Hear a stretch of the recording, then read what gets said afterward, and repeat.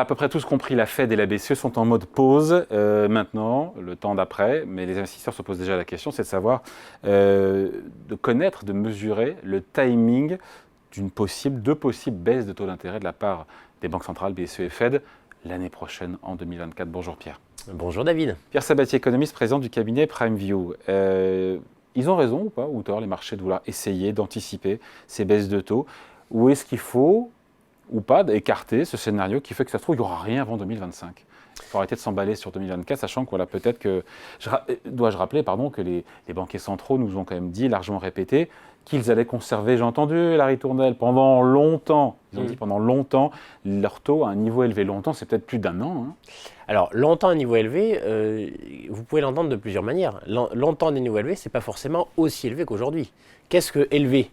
Donc, la réalité, c'est que dans le propos probablement des banquiers centraux, déjà, il faut revenir en fait dans l'ordre des choses. Pourquoi?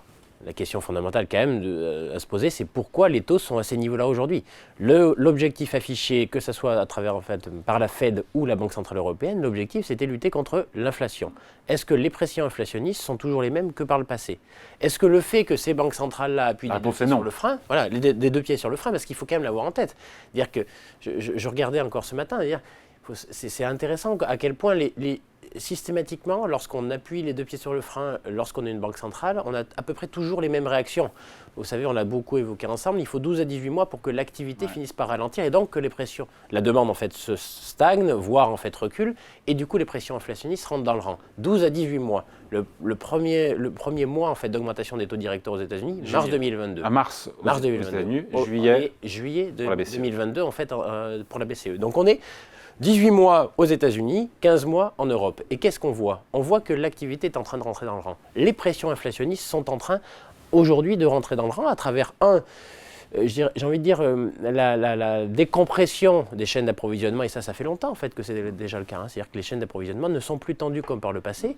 Et le deuxième point, c'est que même les conflits géopolitiques aujourd'hui n'arrivent pas à faire monter les prix du pétrole, les prix des matières premières qui sont... On est à 80 ou 82 $ le baril. C'est-à-dire pas grand-chose de plus que, que ce qu'on était en fait avant en fait, le conflit entre Israël et le Hamas.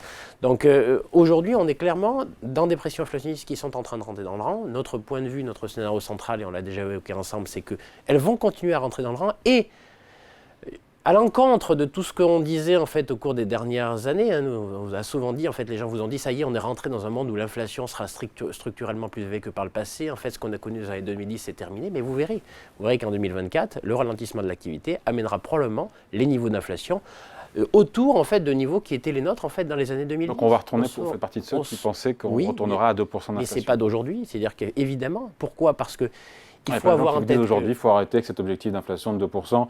On va être à 3% pour des raisons démographiques, des raisons de transition énergétique. Oui, alors là, on n'aura malheureusement pas le temps en fait, de l'évoquer, mais ça pourrait être intéressant. On pourrait prendre le temps si on veut. N'est-ce pas? Ça pourrait être intéressant, mais non, concrètement, le prix, c'est l'offre. C'est pas l'offre en fait qui fait le prix, c'est la demande. Et aujourd'hui, le sujet central, c'est que les banques centrales ont tellement tapé fort, c'est que la demande, c'est pas le désir ou le besoin qui a évolué, c'est la solvabilité de ce besoin ou de ce désir. Et donc concrètement, ça veut dire que la demande aujourd'hui est contrainte et que naturellement, en fait, les prix rentrent dans le rang. Donc, on revient au pourquoi. Le pourquoi, c'était l'inflation. L'inflation disparaissant. Il est tout à fait crédible d'imaginer que les banques centrales changent, mais moins fort. De manière en fait moins importante. Et d'ailleurs, quand vous regardez historiquement parlant, l'augmentation des taux directeurs qui était extrêmement brutale, mais c'est pas la première fois en fait qu'on augmente. Pour un niveau absolu qui n'est pas dingue. On a connu du 5% dans le passé. Oui, mais après. La question, c'est la violence de passer de 0 à 5. C'est l'ampleur, et deux, c'est le niveau de taux par rapport en fait à la croissance potentielle des différentes zones économiques. Et vous évoquez en fait une tendance structurée qui s'appelle le vieillissement des populations. Il faut avoir en tête que le vieillissement de population nous amène à avoir des taux de croissance potentielle, que ce soit aux États-Unis, en Europe ou partout dans le monde, ou au Japon, même en Chine, à des niveaux qui sont plus faibles que par le passé. Ça veut dire quoi? C'est-à-dire que le bon niveau de taux, il est toujours associé au niveau de croissance potentielle. Si vous avez 7% de croissance potentielle, évidemment, les bons niveaux de taux normaux, on va dire, vont être beaucoup plus élevés. Aujourd'hui, ce n'est pas le cas. Donc, le 5,5% aux États-Unis ou le 4,5%, 5,25, ou le 4,5% aujourd'hui en Europe, c'est des niveaux qui sont très, très durs. Très, très durs par rapport au niveau de croissance potentielle de ces zones. Donc, ça veut dire que, historiquement parlant, il n'est pas rare de voir que lorsqu'on augmente très violemment les taux, eh bien, ça finit 12 à 18 mois plus tard à avoir un impact très fort, pas un peu fort, pas Qu'on très voit- fort. on voit pas aujourd'hui. On commence évidemment. Aux États-Unis. Alors aux États-Unis, ça commence. Alors il n'y a pas que les chiffres de l'emploi, parce qu'il faut regarder tous les indicateurs avancés vous disent la même chose. C'est-à-dire que l'emploi on l'avait évoqué ensemble aussi, l'emploi c'est toujours un indicateur très retardé, très retardé. Les États-Unis ont eu de la résilience, pourquoi? Parce que les ménages ont lutté contre l'augmentation des taux et le resserrement des conditions de financement, à travers quoi? À travers, déjà effectivement, ils ont consommé leur bas de laine, voilà, ils ont été piochés dans le bas de laine pour pouvoir continuer à consommer, mais aussi, ils ont continué à payer avec leur carte bleue. N'oublions pas quand même qu'un des éléments qui fait que les Américains ont continué à consommer, c'est que le ménage, il ne regarde pas ce que va faire en fait Jérôme Powell, il s'en fout un peu. Concrètement, qui regarde ce que la Banque centrale va faire au jour le jour? Pas grand monde. Le ménage, et c'est là-dessus que repose l'essentiel de la richesse créée dans toutes les zones, et encore en particulier aux États-Unis, 72% de la richesse créée repose sur la conso des ménages. Le ménage, il fait quoi? Il n'écoute pas Jérôme Powell, il continue de payer avec la carte bleue. Et la distribution de crédit par carte bancaire, jusqu'à une époque relativement récente, c'est-à-dire il y a 3 à 6 mois, en fait, était extrêmement vivace. C'est-à-dire que tant que la carte bleue fonctionne, eh bien ça marche. Aujourd'hui, les taux de défaut sont en train d'augmenter. Donc, vous disiez, on ne voit pas aux États-Unis. Si, on le voit. Aujourd'hui, les taux de défaut, quelle que soit après la distribution de crédit, sont en train d'augmenter de manière relativement forte. C'est vrai au niveau des ménages, c'est aussi vrai au niveau des entreprises. Il faut, Pierre, comme scénario macroéconomique pour que les banques centrales commencent à baisser leurs taux l'an prochain. Il faut quoi? Qu'il y ait une récession plus ou moins sévère, que l'inflation descende nettement et durablement sous 3%. Oui, l'un et l'autre, mais on y va. L'un ou l'autre ou l'un et l'autre? L'un et l'autre, parce que l'un va avec l'autre. C'est-à-dire que, attention, on a vécu de manière très très très momentanée en fait une déconnexion en fait du régime de prix versus le régime de croissance. Mais en réalité, quand vous avez bien compris que le prix c'est l'offre versus la demande c'est quoi? C'est la croissance. Si on a une croissance, si on a une récession, ça veut dire que la demande est sous pression. Donc naturellement en fait les prix rentrent dans le rang. Donc l'année prochaine, c'est notre centrale, c'est récession aux US, récession en Europe on est déjà. Ou plus ou moins, on va dire, c'est pas très fort, mais ça va s'accentuer, le ralentissement de l'activité. Tous les signaux, en particulier en Allemagne, sont vraiment déplorables aujourd'hui en termes d'activité, quel que soit le domaine. Production industrielle, on n'a jamais été aussi bas depuis bien longtemps, en fait, notamment en Allemagne. Donc en Europe, on y est déjà, et aux États-Unis, on y vient, parce que tous les leviers que j'évoquais tout à l'heure, les bas de laine, la surépargne consommée, la carte bleue, elle ne marche plus, voilà, concrètement, parce que la distribution de crédit via carte bancaire en fait, est en train de s'arrêter. Et donc, le stade d'après, c'est que la récession, elle va arriver. Et en soi, ce n'est pas grave. Ça, j'aime à répéter quand même que ce qu'on vit aujourd'hui, ça n'a rien à voir avec la crise sanitaire. C'est-à-dire un truc qu'on prend sur le nez et qu'on ne peut pas anticiper. Et donc là, c'est sauf qui peut, parce que c'est un choc exogène qui nous amène le ralentissement. Là, aujourd'hui, c'est nous qui choisissons de ralentir. Les banquiers centraux ont choisi d'appuyer des 2 pieds sur le frein. Et naturellement, il ne faut pas Alors, ce n'est pas parce qu'on appuie les 2 pieds sur le frein que ça arrive tout de suite, mais le véhicule finit par ralentir. Nous sommes 12 à 18 mois plus tard, et donc on commence à ralentir. Ça veut dire quoi? C'est-à-dire que le basculement en termes de politique monétaire, il est probablement pour quelque part autour du fin de premier semestre. Donc les marchés ont raison de se dire que quelque part, en 2024, la question c'est quelque part où, Fed et BCE initieront leur première baisse de taux. Ils ont raison, comme ça a été le cas en fait en 2000, où en fait le sommet des taux, assez rapidement après avoir atteint en fait le sommet sur les taux directeurs, et bien en fait les banques centrales ont commencé à le rebaisser parce que l'activité a ralenti, tout comme pareil en 2008.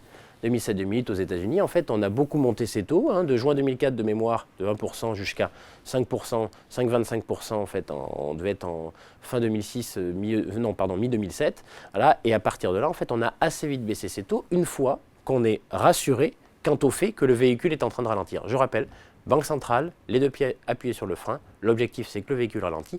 Quand le véhicule est en train de ralentir, on peut se permettre de remettre un peu de carburant dans la machine. Rien avant l'été 2024. A priori, Fed d'abord. Ça sera. Alors, je vais plus loin que ça. Je ne peux pas vous dire que ça ne soit pas avant. Ça dépendra en fait de la vigueur du ralentissement. Alors, c'est intéressant parce que vous voyez, les marchés sont. C'est intéressant. Les investisseurs sont intéressants parce qu'ils sont souvent binaires. Dire que le scénario central, c'était quoi? C'était que finalement, les banquiers centraux sont en train de contraindre en fait l'activité, mais ça ne marche pas. Et donc pendant un temps, ils ont joué en fait le fait que ça ne marchait pas, puisqu'on voyait effectivement des indicateurs économiques qui investisseurs qui attendaient des baisses de taux en 2023 qu'on n'a pas vues, donc ils n'ont pas eu le nez creux. Oui, mais parce qu'il est vrai, il y a un facteur quand même qu'il faut avoir en tête qui a fait que ça a pris plus de temps que d'habitude, c'est quand même cette augmentation des taux directeurs, elle suit la réponse extraordinaire que toutes les économies avaient fait pour répondre à la question de la crise sanitaire. Et donc la surépargne, la surépargne qui avait été amassée par les ménages, qu'ils soient américains ou européens, ben ça a fait quoi? Ça a fait qu'en fait les ménages ont plus que d'habitude eu le loisir d'aller piocher dans les bas de laine pour continuer à adopter leur même comportement de consommation. C'est pour ça que ça a mis du temps. Donc on n'est pas, on a voilà. La réponse exceptionnelle qu'on avait faite à une situation exceptionnelle de la crise sanitaire avait donné en fait plus de marge de manœuvre aux ménages et ça a fait perdre un peu la main aux banquiers centraux sur l'activité réelle.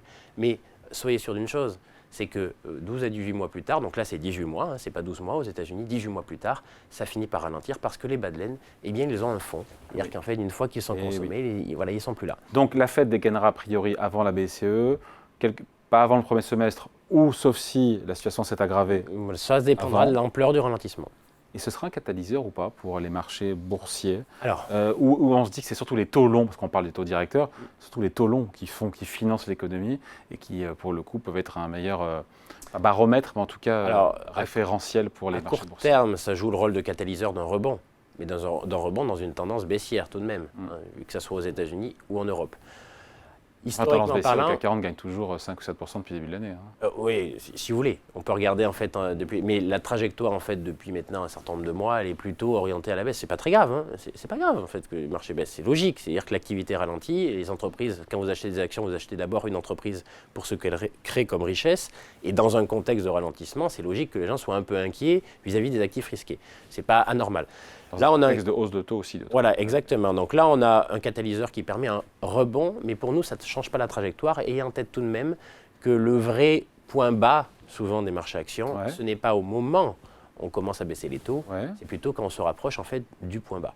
Des taux directeurs. C'est-à-dire que lorsque les banquiers centraux ont accompagné le ralentissement à travers en fait la réinjection de carburant jusqu'à un moment où l'activité commence à repartir. Donc, très honnêtement, c'est très tôt. C'est beaucoup trop tôt. Qu'est-ce qui est très tôt? De considérer que les marchés actions puissent rebondir de manière structurelle parce que on changerait en fait de mindset, c'est-à-dire en fait d'état d'esprit de la part des banquiers centraux et qu'on arrête de top départ d'un rebond, il faut que ce soit en fait le point bas. Donc c'est quand on sera plutôt avec des taux directeurs qui auront rebaissé. Là, à quel niveau? Imaginons, alors 3%? 2 à 3 probablement. En fait, au regard des niveaux de taux de croissance potentiels, que ce soit aux États-Unis ou en Europe, il est probable, on ne reviendra pas à zéro, parce que le zéro était la conséquence de situations exceptionnelles. En Europe, je le rappelle, le zéro, il n'a pas été atteint à cause de la crise sanitaire, hein. C'était à cause de la crise des dettes souveraines en Europe. Et en gros, la fragilité structurelle de la zone d'un point de vue politique, donc ça n'a pas vraiment disparu, donc on verra. Mais on ne reviendra pas en fait au zéro, mais on peut très bien revenir à des niveaux qui se retourneront autour de 2%, 1 à 2%. Et encore une fois, à terme. Et donc, simplement pour les marchés, il faut avoir en tête que... Plus les taux directeurs ou plus les taux longs, souvent? Les taux directeurs. C'est les taux directeurs qui ont plus drivé les marchés actions. Oui, mais parce que le taux directeur, les taux longs, c'est le rapport entre l'offre et la demande d'obligations.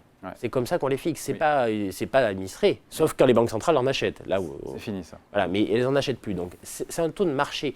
Pourquoi les taux directeurs est un meilleur outil pour juger finalement du timing? Parce qu'en fait, le taux directeur, il est fixé par des hommes et des femmes. Et la raison pour laquelle il les fixe à tel niveau ou à tel niveau, c'est parce que l'inflation est plus ou moins élevée et l'activité est plus ou moins robuste. Et pourquoi je dis que c'est plutôt autour des points bas de la Banque centrale?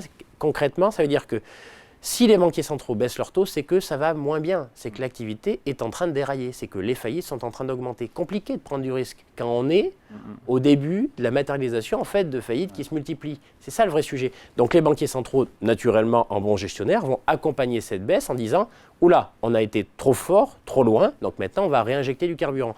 Et donc pourquoi je vous dis que c'est plutôt proche des points bas des taux directeurs, c'est parce que pourquoi ils vont s'arrêter de baisser? C'est quand le carburant aura été suffisamment injecté pour que justement l'activité en fait repart. Et là, dans ces cas-là, alors il faut le faire un peu en amont, mais c'est jamais autour du point haut des taux directeurs, parce que, encore une fois, ça, c'est pas un taux de marché. Ça, c'est un taux, on va dire, administré qui sert à piloter une économie. Par les banquiers centraux. Lorsqu'on est autour des points hauts, ça veut dire qu'on est en train de basculer dans le temps de la récession. Après, la question fondamentale qui va se poser, c'est quelle ampleur? Est-ce que c'est soft? Est-ce que c'est hard? On s'est fait plaisir en se disant que ça ne pourrait être que soft parce que justement les chiffres ont été très bons jusqu'à maintenant. Mais attention, en fait, les mécanismes sont tels que l'augmentation des taux sont telles et tellement brutales, ont été tellement vives qu'on commence à avoir des signaux qui pourraient nous orienter vers une récession qui serait plus malheureusement prononcée que le soft landing. Allez, merci beaucoup. Explication signée Pierre Sabatier, économiste et président du cabinet PrimeView. Merci Pierre. Merci David. Salut.